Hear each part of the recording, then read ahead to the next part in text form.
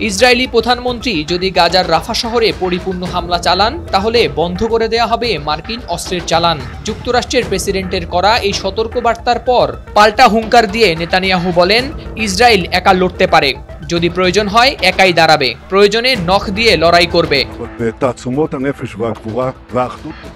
অপরদিকে মার্কিন president Biden বলেছেন, রাফা আক্রমণ করা হলে তিনি আর্টিলারি শেল সহ কিছু অস্ত্র আটকে রাখবেন, যার প্রমাণস্বরূপ ইতোমধ্যে গাজায় বেসামরিক মৃত্যুর আশঙ্কায় একটি বোমার চালানো স্থগিত করে দেয়া হয়।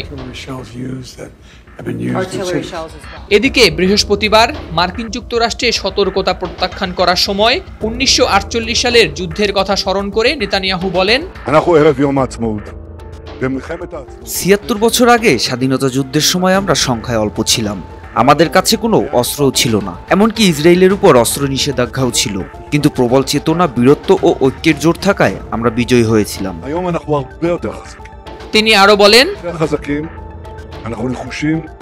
মিস্টার বাইডেন যদি অস্ত্রের চালান বন্ধ করে দেয় তবে ইসরায়েলের কাছে নখের চেয়ে অনেক বেশি কিছু আছে, এবং ওই চেতনার জোরে ঈশ্বরের সাহায্যে আমরা একসাথে বিজয়ী হব। নেতানিয়াহুর প্রতিরক্ষা মন্ত্রী ইয়োয়াফ গ্যালান্ট ইতিমধ্যে বলেছেন, ইসরায়েলের শত্রুদের পাশাপাশি বন্ধুদেরও বোঝা উচিত যে তার দেশকে বশ করা যাবে না। ইসরায়েল দৃঢ়তার সাথে দাঁড়াবে ও লক্ষ্য অর্জন করবে। অপরদিকে জাতিসংঘ সতর্ক করে বলেছে যে সোমবার থেকে ক্রমাগত বোমাবর্ষণের ফলে রাফা থেকে পালিয়ে গেছে ৮০,০০০-এরও বেশি মানুষ। এখনও শহরটিতে আশ্রয় নেওয়া মানুষের সংখ্যা ১০ লাখেরও বেশি, কিন্তু তাদের খাদ্য ও জ্বালানি শেষ হয়ে যাচ্ছে।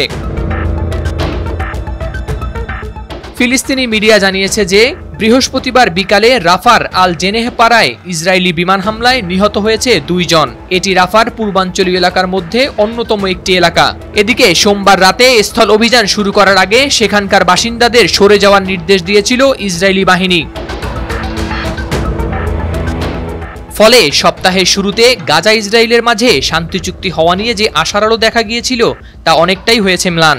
যদিও সেই শান্তি চুক্তিতে হামাস সম্মত হলেও হয়নি দখলদার ইসরায়েল। বৃহস্পতিবার কায়রোতে তাই ইসরায়েল ও হামাসের উভয় প্রতিনিধি পরোক্ষ আলোচনাকে জানিয়েছেন বিদায়। হাওলাদার শামীম, RTV।